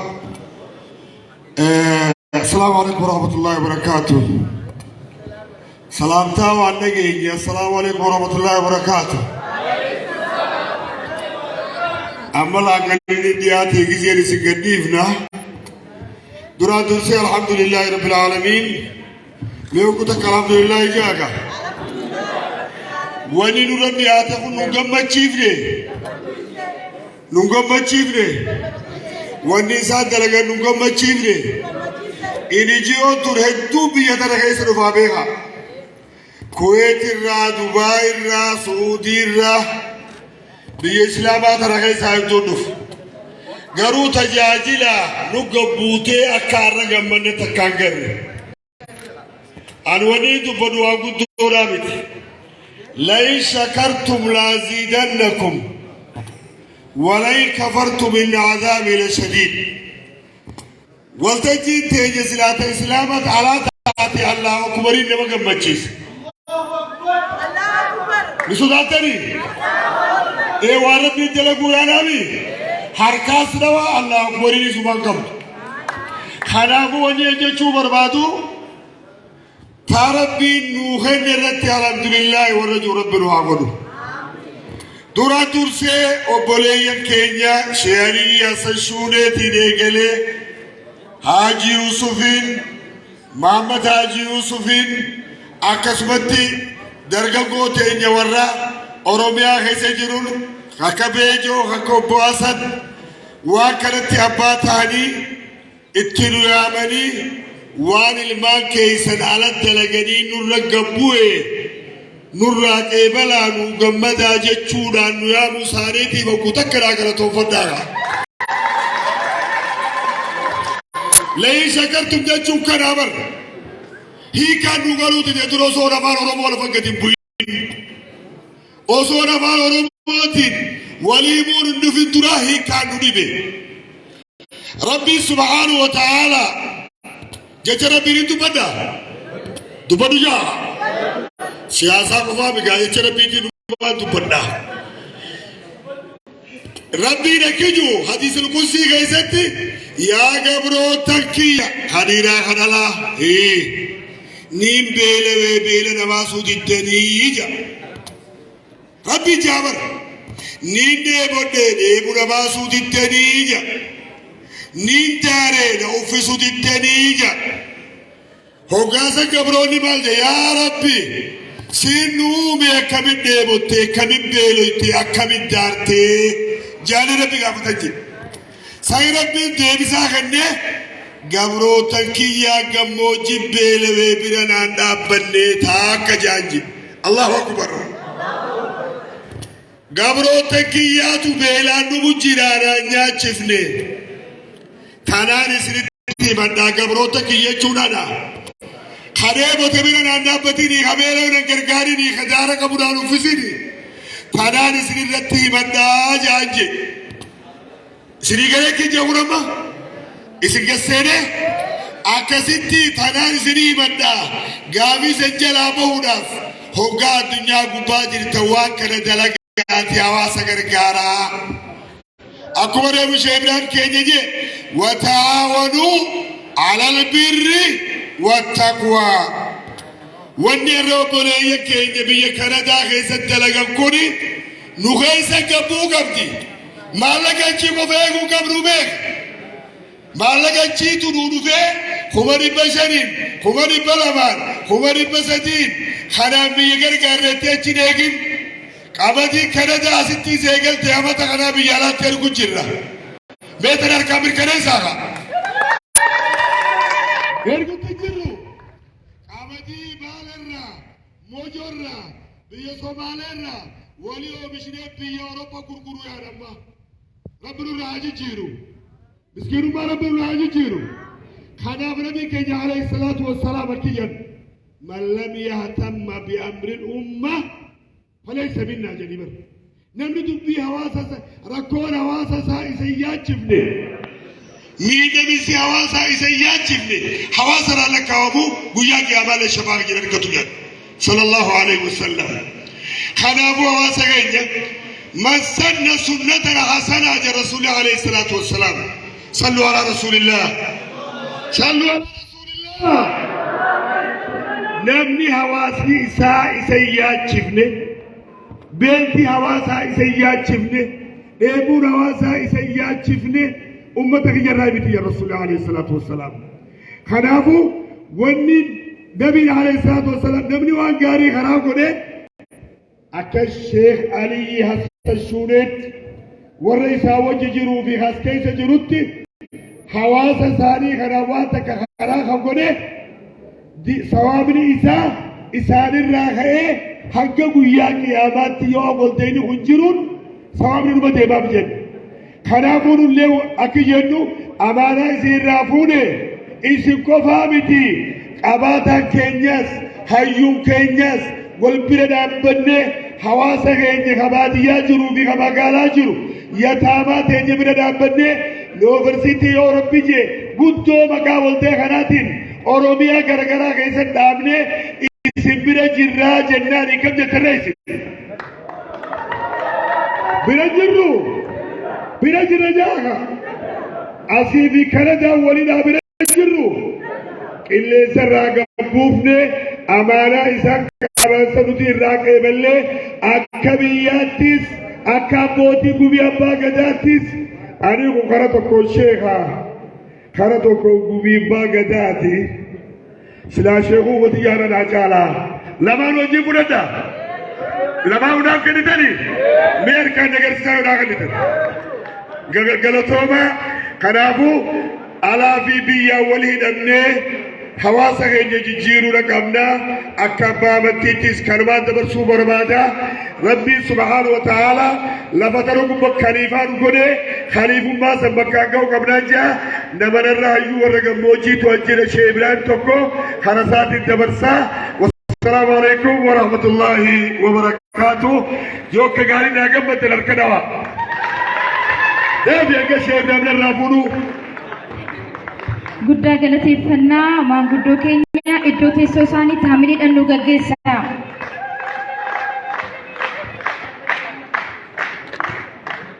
Tole kanatti aanseegaa takka lama jechaa sagantaa keenyaa irratti geenye jirra. Akkuma reefuu isiniin jennetti kennaan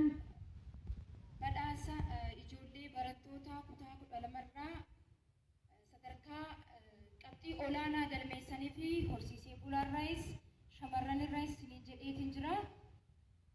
Amma kanatti aansee godinaalee aanaalee godina Harargee Bahaarraa barattoota qabxii olaanaa galmeessaniif kutaa 12 jechuudha. Tokko haga 3 warra baheef kennaa kan nuuf kennu gaafatamaa waajjira paartii badhaadhinaa godina Harargee Bahaa obbo Abdii Aliyyi kara waltajjii tafeerra. Hamileen nu gaggeessaa. Akkasumas hayyee asirratti waltajjiirra jira waan ta'eef tole.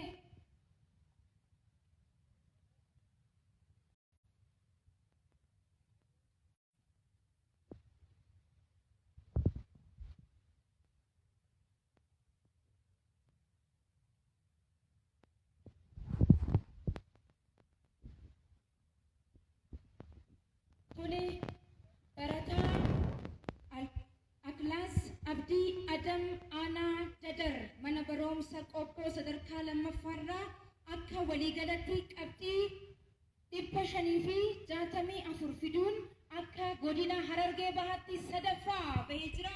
Hamilee keessan.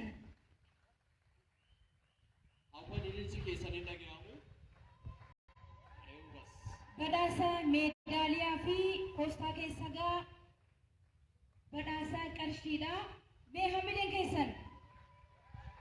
Tole Gurup Firduu Tasfaayee bulchiinsa magaalaa Haroomayaa mana barumsa Haroomayaa sadarkaa lammaffaa akka waliigalatti qabxii 572 fiduun akka godina Harargee Bahaatti lammaffaa. Hamileen keessan.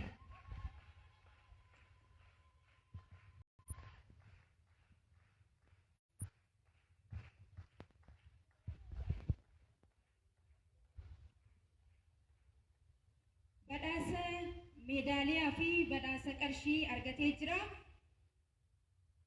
Barataa Abrahiim Abdallaa Musaa mana barumsa Giraawaa sadarkaa lammaffaa akka waliigalatti qabxii 573 fiduudhaan akka godina Harargee Bahaatti tokkoffaa hamileen keessan hin jiru.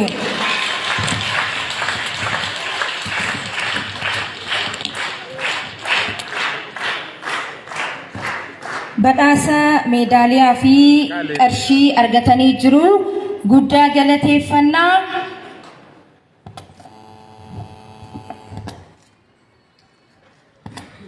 Itti gaafatamaa waajjira paartii godina Harargee Bahaa obbo Abdii Aliyyii gara teessoo isaaniitti hamileedhaan nu gaggeessaa.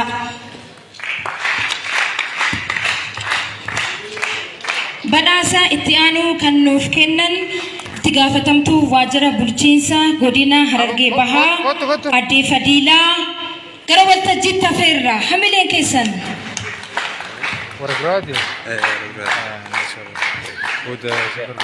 Badhaasni itti aanu badhaasa shamarraniiti. Dubartii takka qabxii olaanaa galmeessitee badhaafamti jechuudha. Aadde Fadiilaaf hamileen keessan.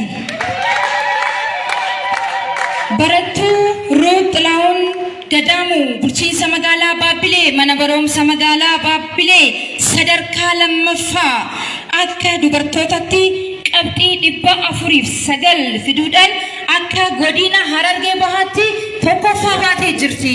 Hamileen keessan hin jiru.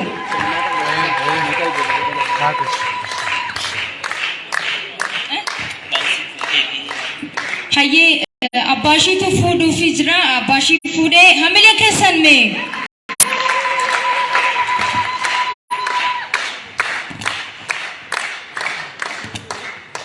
Tole amma immoo hawaasa irraa Hassan Hussein Ibrahim Aanaa Gursum mana barumsa Gursum sadarkaa lammaffaa akka waliigalatti qabxii 462 fiduun hawaasa keessaa hawaasa irraa tokkoffaa saayinsii hawaasa irraa akka waliigalatti qabxii 462 fiduudhaan saayinsii hawaasa irraa tokkoffaa ba'ee jira. Hamilee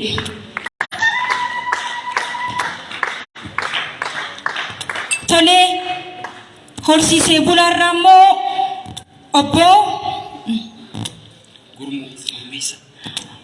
Barataa Gurmeessaa Asraar Adam Aanaa Gola Odaa mana barumsa Burqaa sadarkaa lammaffaa akka waliigalatti qabxii 530 fiduun akka godina Harargee Bahaatti horsiisee bulaarraa tokkoffaa bahee jira. Hamileen keessan hin jiru. Meerree hamileen keessan.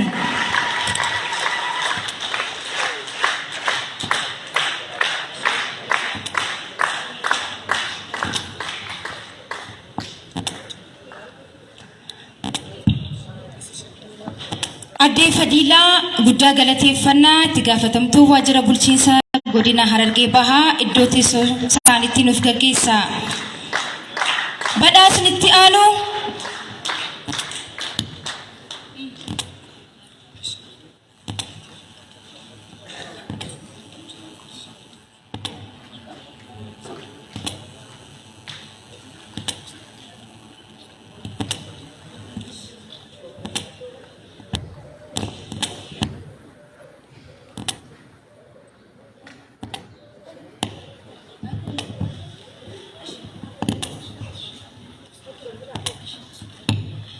obbo Daawud Mangistuu kara waltajjiitti hafeerraa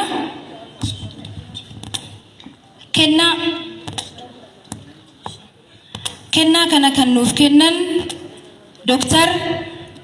Abdii kara waltajjiitti nuuf hafeerraa.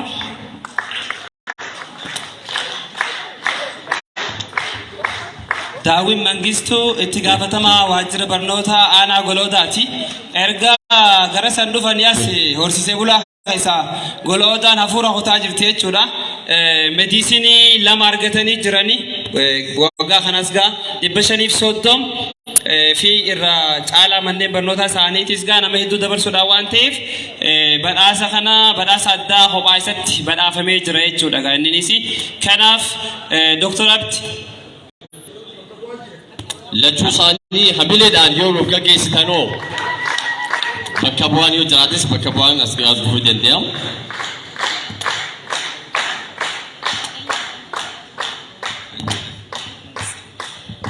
Tole Daawud Mangistuun badhaafamaadhaa ibsamee jira waa'ee isaa hamileedhaan.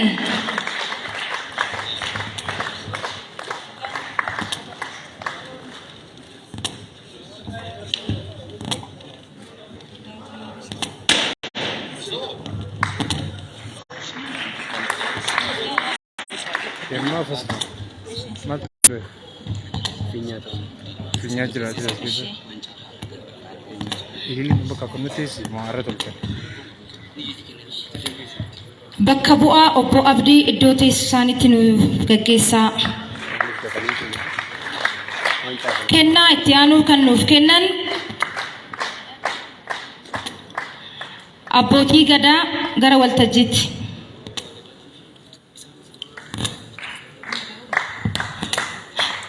Tole abbaa gadaa qofaa miti addee Fadiilaa fi akkasumas obbo Abdii Aliyyii gara waltajjiitti afeerra.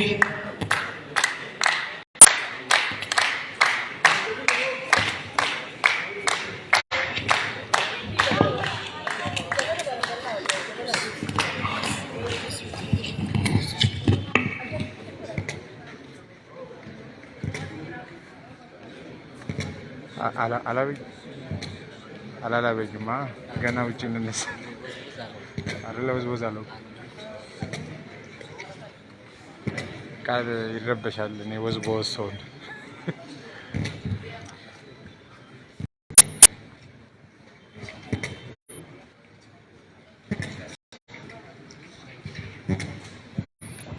Tole kennaa sartifikeetaati gaa kennaa kana kan fudhatu mana barumsaa Dadar sadarkaa lammaffaa.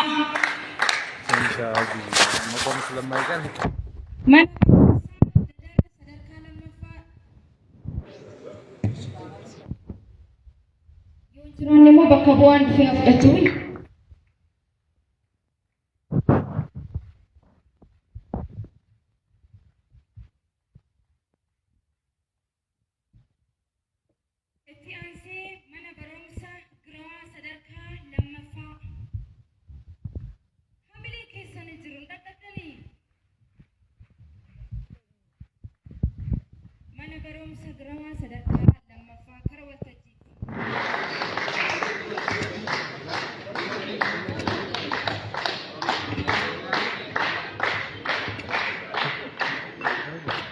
Itti aansee mana barumsaa burqaa sadarkaa lammaffaa.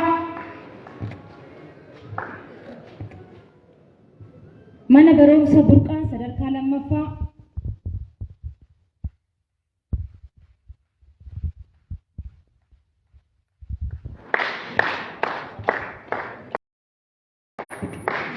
Mana barumsa ugaas sadarkaa lammaffaa.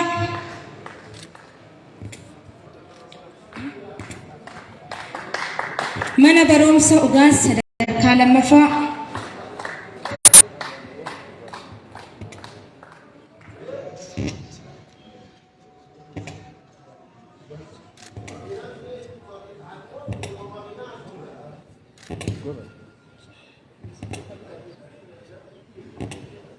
Akka waliigalatti akka horsiisee bulaatti mana barumsa sadarkaa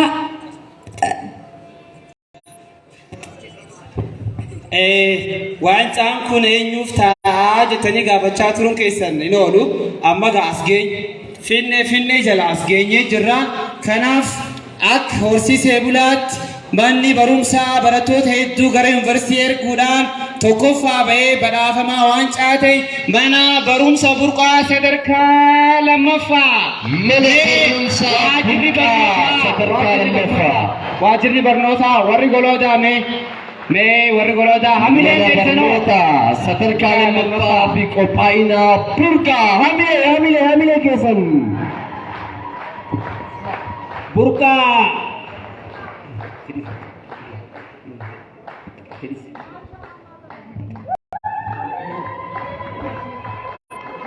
मैं हमिले न खाना वान चाबी सियो चलिप तम मदाले आमार कड़ो इतरे मैं बुरका जबा दाती बुबा डायरेक्टर मन बरुम सबुरका सदरका लमफाती यूरोप गा मकासा बेको बादुस दीफमा गलतो मा जबा दाउ जिगार जितने सिनिंजा इतिहास मैं बकबोतोनी बुरका मन बरनोता सदरका लमफाती कोपाइना बुरका आल्तो कम्युनिकेशन शा सब aye galatemo इतिहास सुदान का मोची गोदीन आरगे बहा mana barumsa maqaan xiqqaadha garuu hojiin guddaa jechuudha mana barumsaa haare high school hangafa aanan aramaa qabdu caaleeti arra abbaa badhaafama waan caate eenyure mana barumsaa sadarkaa lammaffaa fi qophaa'ina ugaas mana barnootaa sadarkaa lammaffaa fi qophaa'ina ugaas hamilee garuu kanarratti dhufamoojjiin barsiisonni isaanii hawaasni barnootaa maatiin isaanii akkasumas immoo warreen dhimma kanarratti hirmaatan hundi isaanii galatoomfamuu qaban waan ta'eef al tokko hamila keessan harka keessan al tokko galatoomaa isinin jecha dhumarratti kennaadha akka kennaatti kennaan sun barataa gurmeessaa asraar godina harargee baanaa golooda irraa forsiisee bularraa kan badhaafame kennaa qabnaaf jechuudha bakka hooggantoonni keenya akkasumas waajjirri barnootaa jiranitti kanaaf gurmeessaa itti gaafatamaa waajjira barnootaa fi daayirektara mana barnootaa ammas ni barbaannaa jechuudha maaliif mucaa kana dhaabbanni kun haga inni digirii jalqabaa baratee xumurutti isaaf kennaa qaba kennaa kana kenninaaf jechuudha hayyee bakka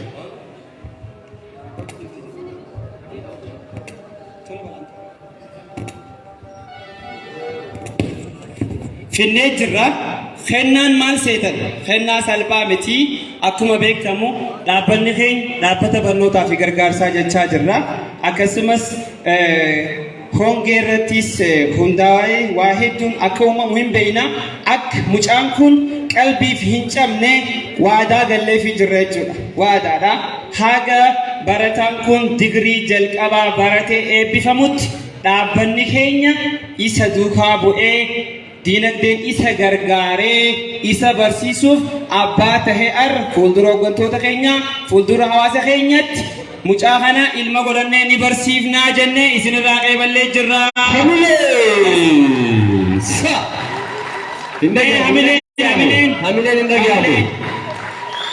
Hindagamu hamileen harki keessan hindagamu kana booda gurmeessaan abbaadhaaf ka asraarii garuu hawaldaa bu'uura jireenyaatis jechuudha akka abbaa akka maatii isaaf taanaa fuula duraas hojii akkanaatti funeenna galatooma gaa'ee gara warra madirakatti achi deebisaan mirqaaneetiin keessa kutee galatooma ulfaadha. hayyee isinis galatooma itti ulfaadha. Galatooma keessummoota keenya iddoo teessoo isaaniitti hamileedhaan nuun gaggeessaa warreen immoo badhaasa fuutan akka sagantaa suuraa jira waan ta'eef warreen badhaasa fuutan qofa waltajjii irratti barattootas dabalatee waltajjii irratti akka nuuf baatan. warri badhaasa amma as dhuftanii fudhatan hundi keessan gara waltajjiitti nuuf koota al tokko warreen manneen barnootaa fi barattoota gara waltajjiitti. manneen barnootaa fi barattoota badhaasa fudhatan gara waltajjiitti nuuf koota.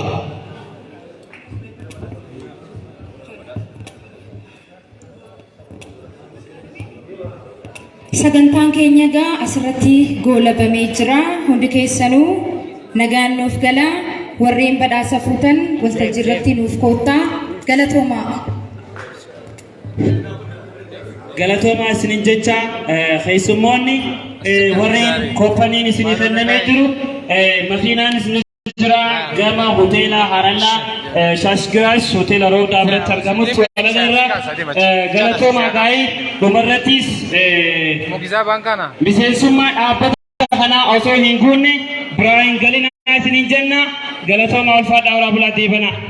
isinis hedduu galatooma sagantaan keenya asirratti golabamee jira waan waliin turtaniif waan wajjin as teessanii sagantaa keenya hordoftaniis hundi keessan galanni keenya guddaadha horaa bulaa xiqqeeffana.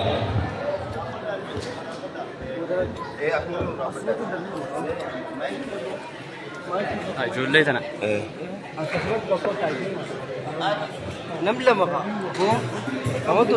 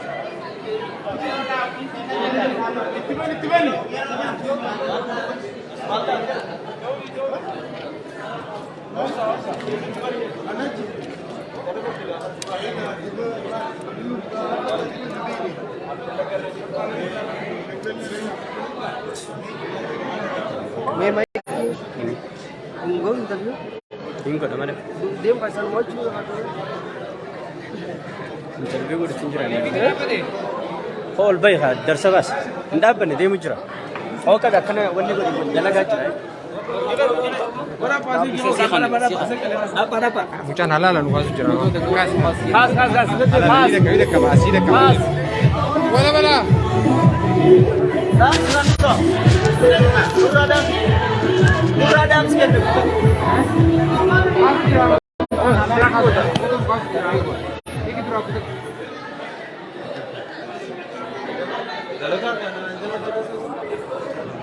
halal jalan di fakasi tidak mesti di sana. Ini retin dulu. Awal ini kita terus. Ande pun sih.